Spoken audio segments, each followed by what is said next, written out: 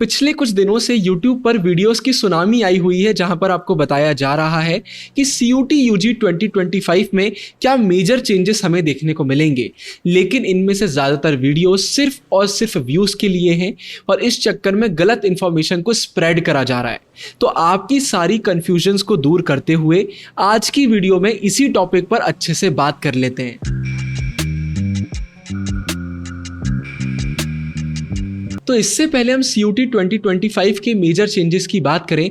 CUT 2024 की 4 बातें आपको पता होना बहुत ज़रूरी है, वरना आप कंफ्यूजन में चले जाएंगे। सबसे पहले आप CUT 2024 तक 6 सब्जेक्ट सिलेक्ट कर सकते थे। मतलब एक जनरल टेस्ट आप ले सकते थे, 1 से 2 लैंग्वेज आप ले सकते थे और बाकी आपके डोमेन्स। इससे ज़्यादा सब्जेक्ट्स आप नहीं ले सकते। मतलब अगर आपका मन है कि आपको 8 पेपर देना है तो आप नहीं दे सकते। मैक्सिमम आप सिर्फ 6 सब्जेक्ट सिलेक्ट कर सकते थे। यहाँ पर एक और पॉइंट वर्थ नोटिंग है कि डोमेन्स में आप सिर्फ वही सब्जेक्ट सिलेक्ट कर सकते थे जो आपके 12th में। मतलब 12th में अगर आपका पॉलिटिकल साइंस नहीं है तो CUT में आप पॉलिटिकल साइंस नहीं दे सकते। आपका 12th में केमिस्ट्री नहीं है तो CUT में आप केमिस्ट्री नहीं दे सकते। तो वही सब्जेक्ट आप दे सकते हैं जो आपके 12th में थे। ये पॉइंट आपको पता होना चाहिए। इसके बाद सेकंड पॉइंट निकल कर आता है नॉर्मलाइजेशन का प्रोसेस। जब CUT पहली बार इंट्रोड्यूस करा गया था ना, तो वह नॉर्मलाइजेशन हमें देखने को मिलता था। क्या होता था, एक सब्जेक्ट का पेपर अलग अलग शिफ्ट में होता था। मतलब सारे बच्चे साथ में पेपर नहीं देते थे, तो इसलिए पेपर ज्यादा बनाने पड़ते थे। तो ऐसे में होता ये था, कुछ बच्चों को इजी पेपर मिल जाता था, कुछ बच्चों को डिफिकल्ट। तो बाद में इन्हें बैलेंस करा जाता था।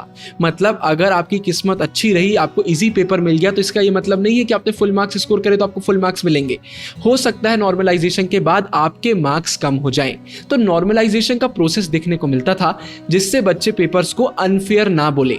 लेकिन 2024 में इस प्रोसेस को हटा दिया गया। सारे बच्चों के पेपर साथ में हुए और इसके बाद ये हमें देखने को ही नहीं मिला। तो अब ये नहीं हो रहा है कि आपके मार्क्स ज्यादा आए लेकिन बाद में उसे कम कर दिया गया। सबका पेपर साथ में होगा तो कोई भी दिक्कत किसी को भी नहीं आएगी। फिर इसके बाद तीसरे नंबर पर सिलेबस। अगर हम डोमेन्स की बात करते हैं तो डोमेन्स पूरा NCERT बेस्ड था। मतलब कोई भी क्वेश्चन आपको NCERT से बाहर देखने को नहीं मिलेगा। कई बार अगर 1-2 क्वेश्चन आ भी जाते थे, उनकी तरफ से मिस्टेक हो जाती थी, तो आपको सारे क्वेश्चन तो अटेम्प्ट नहीं करना पड़ते हैं, कुछ क्वेश्चन आप स्किप भी कर सकते हैं। तो बच्चे वो क्वेश्चन स्किप कर देते थे। लेकिन अगर हम बात करें ओवरऑल पेपर्स की, तो पूरा पेपर, पूरा सिलेबस NCERT बेस्ड ही होता है डोमेन्स का। ये हमें देखने को मिला हुआ है। ये पिछले हर साल में सेम रहा है। और फिर इसके बाद आखिरी पॉइंट निकल कर आता है, हाइब्रिड मोड में पेपर हुए थे। मतलब वो पेपर जहां पर बहुत सारे बच्चों ने एनरोल करा था, वो पेन पेपर मोड में हुए थे, OMR शीट में हुए थे। और वो सब्जेक्ट जहां पर कम बच्चों ने एनरोल करा था, वो CBT मतलब कंप्यूटर बेस्ड टेस्ट हुए थे। कंप्यूटर में आपको पेपर देना पड़ा था। तो पिछले साल ये पहली बार हुआ था जब हाइब्रिड मोड को अपनाया गया था। क्या होता था इससे पहले, अगर CBT मोड में पेपर होता था तो बहुत सारी गलतियां हो जाती थी, इतने सेंटर्स ही नहीं होते थे। तो इसलिए बोला गया कि हाइब्रिड मोड को अपनाएंगे। लेकिन हाइब्रिड मोड में एक और बहुत बड़ी प्रॉब्लम आ गई। हर वो बच्चा जिसने पेन पेपर मोड में अपना पेपर दिया, उसे बहुत प्रॉब्लम्स फेस करना पड़ी। कई बार पेपर टाइम पर नहीं मिला, कई बार OMR में गलती हो गई, बहुत सारी प्रॉब्लम्स हुई। अगर आपने पिछले साल न्यूज़ फॉलो करी होंगी तो आपको पता होगा।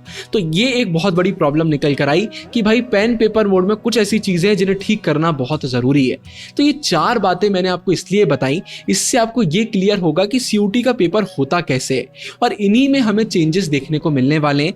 अब उसी की हम बात करते हैं कि CUT 2025 में क्या मेजर चेंजेस हमें देखने को मिलेंगे। तो देखिए, जो चेंजेस होते हैं ना, वो 2 टाइप्स के होते हैं। एक ऐसा चेंज होता है जिससे डायरेक्टली आपके प्रिपरेशन पर इंपैक्ट पड़ेगा। एग्जाम्पल के लिए मैं बोलता हूँ, CUT ने बोल दिया पूरे पेपर अब CBT होंगे, तो आपको कंप्यूटर पर प्रैक्टिस करना पड़ेगा। लेकिन CUT वालों ने बोल दिया, NTA ने, कि जो पेपर है वो होंगे अब अपने पेन पेपर मोड में, तो फिर आपको OMR की प्रैक्टिस करना पड़ेगा। तो कुछ ऐसे चेंजेस होते हैं जिससे आपके प्रिपरेशन पर डायरेक्ट इंपैक्ट पड़ता है। लेकिन दूसरी तरफ कुछ चेंजेस ऐसे भी होते हैं, मैंने बोल दिया कि पहले इस वेबसाइट पर रिजल्ट आता था, अब इस वेबसाइट पर रिजल्ट आएगा। तो इस चेंज से अभी आपको कोई भी मतलब नहीं होना चाहिए। अगर इन चीजों को आप फॉलो कर रहे हैं तो सिर्फ आप अपना टाइम वेस्ट कर रहे हैं। तो आज की वीडियो में कोई भी ऐसी चीज मैं आपको नहीं बताऊंगा जिससे अभी आपका लेना देना नहीं होना चाहिए। सिर्फ वही चेंजेस की हम बात करेंगे जिससे आपके प्रिपरेशन पर इंपैक्ट पड़ सकता है। तो चेंजेस में मेरा पहला पॉइंट ही बहुत सारे यूट्यूबर्स का धंधा बंद करा देगा, लेकिन अभी सीयूटी की तरफ से, एनटीए की तरफ से कोई भी ऐसा अनाउंसमेंट नहीं आया है कि चेंजेस होने वाले हैं। ये हम गैसिंग कर रहे हैं। हुआ ये कि एनटीए पर बहुत सारे एलिगेशन लगाए गए थे, नीट स्कैम आप सभी को मालूम है, उसके बाद सीयूटी में बहुत सारी प्रॉब्लम्स हुई, तो अब एनटीए थोड़ा सतर्क हो गया और अच्छे से काम कर रहा है। बस इसलिए बोला जा रहा है कि चेंजेस हो सकते हैं, लेकिन अभी तक कोई भी ऑफिशियल अनाउंसमेंट नहीं हुई है। तो अगर यूट्यूब पर कोई भी आपसे ये बोल रहा है कि ये चेंज पक्का होने वाला है, पक्का होने वाला है, तो वो सिर्फ व्यूज के लिए कर रहा है। लेकिन यहां पर दो पॉइंट्स निकल कर आते हैं कि हाँ, चांसेस है कि इन दो चीजों में हमें चेंजेस देखने को मिल सकते हैं। पहला है कि पेपर किस मोड में होगा। पिछले साल हुआ यही कि पेन पेपर मोड में बहुत सारी प्रॉब्लम्स हुई, तो हो सकता है कि इस बार आपका पेपर सिर्फ और सिर्फ सीबीटी मोड में हो, लेकिन ये एक प्रोबेबिलिटी है, अभी कोई भी अनाउंसमेंट नहीं हुई है।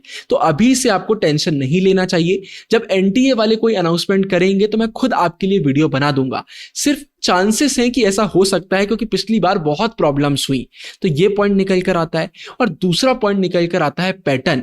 पैटर्न में कई बार चेंज आ जाता है कि टोटल कितने सब्जेक्ट्स आप सिलेक्ट कर सकते हैं, कितने क्वेश्चंस आपको देखने को मिलेंगे, मार्किंग स्कीम क्या रहेगी, इनमें थोड़े बहुत चेंज आ जाते हैं, लेकिन इनमें भी ज्यादा चेंजेस नहीं आने वाले। सिलेबस की बात करते हैं तो बहुत बहुत कम चांसेस हैं कि सिलेबस में कोई चेंज होगा, क्योंकि सिलेबस कभी भी चेंज नहीं हुआ। आपका सिलेबस एनसीईआरटी बेस्ड ही रहेगा डोमेन्स में, और बाकी उसमें भी सिलेबस सेम रहने वाला है। इसके बाद अगर हम बात करते हैं पेपर पैटर्न की, तो बस यही है कि किस मोड में होगा उस पर बात हो सकती है। बाकी नॉर्मलाइजेशन का प्रोसेस भी नहीं होगा, क्योंकि नहीं चाहते सीयूटी एनटीए वाले भी कि ये प्रोसेस हो, तो इसमें ज्यादा चेंजेस हमें देखने को नहीं मिलेंगे। तो मतलब जो कोर वैल्यूज रही है हमारी सीयूटी की, उसमें चेंजेस नहीं आने वाले हैं। अब छोटे मोटे इधर उधर चेंजेस आ जाते हैं तो वो हमें बाद में पता चलेगा। इस वीडियो से आई होप आपको ये तो क्लियर हो गया होगा कि ऐसी वीडियोस हमें नहीं देखना चाहिए जब तक सीयूटी एनटीए वाले खुद कोई सर्कुलर नहीं निकाल देते हैं। सिर्फ और सिर्फ टाइम वेस्ट होता है, और टाइम वेस्ट करने के चक्कर में फिर आप अपने एग्जाम का प्रिपरेशन अच्छे से नहीं कर पाते हैं। तो इस वीडियो के बाद अब कोई और वीडियो मत देखिएगा। अगर फ्यूचर में कोई भी अपडेट आता है तो मैं आपके लिए वीडियो जरूर से बना दूंगा। आई होप इस वीडियो से आपको क्लैरिटी मिली होगी। अगर ये वीडियो पसंद आई तो आपको ऊपर वाली वीडियो भी बहुत पसंद आएगी, उसको जरूर से देखिएगा। इस वीडियो के लिए इतना ही। वीडियो को लाइक कर दीजिए, शेयर कर दीजिए। साइनिंग ऑफ, गुरु टहंगुरिया।